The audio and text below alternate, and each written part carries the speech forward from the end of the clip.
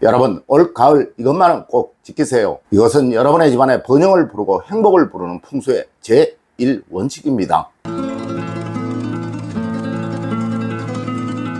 여러분 안녕하세요, 이정민입니다. 여러분, 저는 매년 가을이 되면 항상 이 말씀을 드렸었습니다. 이것은 그만큼 가을의 기운이 강하기에 그러한 것이며, 또 이 가을은 운의 결실이 드러나는 계절이기에 그러한 것입니다. 여러분, 오늘 알려드리는 부분 꼭 한번 살펴보시고 혹 이러함이 있다면 무조건 고치시도록 하세요. 그래야 올 가을 불행이 없는 행복한 삶을 누리고 살아가실 수 있게 됩니다. 첫 번째로, 여러분, 가을이 되면 무조건입니다. 창가로 행복함이 보이도록 하여야 합니다. 여러분, 올 가을 항상 창으로 행복함과 편안함이 보이도록 만들어 보세요. 이는 세상 모든 부잣집들의 공통적인 것으로, 창을 통해 편안함이 보인다면 그 가정에는 절대 불행이 찾아오지 않게 됩니다. 네, 절대 창을 막지 마세요. 창가에 불편함이나 불행이 보이는 그 무엇이라도 두지 마십시오. 특히 죽음의 기운이 있는 것이라면 그 무엇이라도 두지 마세요. 이것만 잘 하셔도 무조건 보통 이상의 삶은 살아가시게 된다는 사실 절대 잊지 않으시는 여러분이 되시길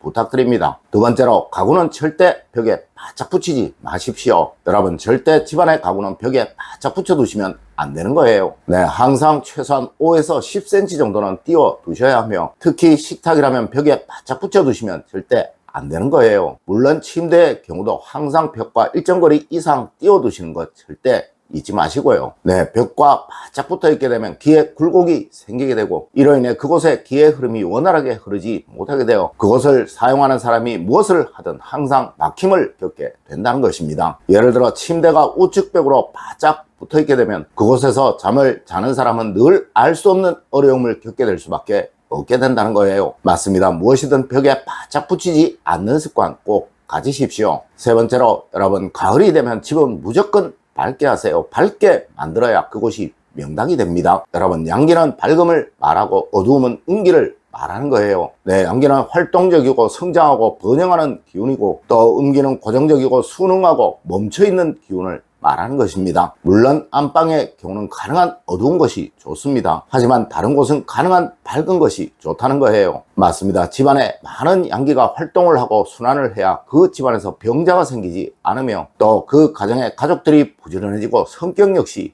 밝아지게 됩니다. 그리고 이런 집이 되어야 행복한 가정, 발전하는 가정이 되게 된다는 거예요. 특히 거실의 경우는 정말 웬만해서는 불을 끄지 마세요. 거실이 밝은 가정에는 항상 행복함이 찾아오게 된다는 것이 우리 풍수에서의 생각이고, 또 이것으로부터 번영도 행복도 다 만들어지게 된다는 것이 우리 풍수학에서의 원칙이라는 것입니다. 네 번째로, 여러분, 최대한 동선을 편하게 만드세요. 그래야 기의 순환이 원활해지게 됩니다. 여러분, 제가 예전 혈처에 관한 말씀을 드린 적이 있었죠. 네, 혈처라는 곳은 사방의 기가 서로 모여 균형을 이루고 서로 섞이는 곳을 말하는 것이며, 이것을 우리 풍수에서는 명당, 즉 혈이라고도 하는 거예요. 네, 마치 사방의 도로가 모이는 사거리, 오거리 주변이 항상 번화가이고, 또 그곳의 땅값이 항상 비쌀 수밖에 없는 이유가 바로 이것과 같은 것일 것입니다. 맞습니다. 절대 움직이시는 동선, 즉 현관과 거실과의 통로, 또 거실과 주방과의 통로에 그 무엇이라도 두지 말아야 하는 거예요. 그리고 이 두 곳이 모이는 부분, 즉 중심점은 여러분의 가정에 모든 기가 모이고 흩어지는 혈처임을 절대 잊지 마십시오. 네, 이곳에 뭔가가 있어 막히게 되면 그 가정은 온갖 어려움과 힘듦, 고난을 다 겪을 수밖에 없게 된다는 것입니다. 다섯 번째로, 여러분, 화장실이 어두우면 그 집은 무조건 가난해집니다. 여러분, 부잣집들의 화장실의 특징은 정말 깨끗하다, 정말 환하다, 정말 단순하다라는 것입니다. 아마 여러분들도 많은 호텔들을 다녀보셨을 거예요. 네, 그곳에서의 모든 화장실들은 다 이렇게 되어 있죠. 맞습니다. 화장실의 조명은 집안의 어느 곳보다 밝아야 하는 거예요. 네, 음기가 집안에서 가장 강한 곳이 바로 화장실이며 주방이기에 이곳들에서의 기의 균형을 위해 조명은 무조건 가장 밝아야 한다는 것이죠. 여러분, 음양의 균형이 맞지 않으면 항상 불화가 생기고 깨어짐이 생기게 됩니다. 네, 가정에서의 재물운을 상징하는 두 곳, 즉 주방과 화장실에 불화가 생기고 깨어짐이 생기게 된다는 것은 그 집안이 항상 금전적인 어려움을 겪게 된다는 것을 의미하는 거예요. 하여 부잣집들에 가보면 화장실에 유리에도 조명을 설치한 곳이 정말 많다는 것입니다. 물론 가난한 집에 가보면 화장실이 어두운 건 역시 사실이고 말이죠. 여러분, 화장실은 무조건 밝게 하세요. 이곳에 전구가 나가면 무조건 바로바로 고치시고 또 언제이든 이곳은 습하지 않게 환기가 잘 되도록 만들어 두시는 것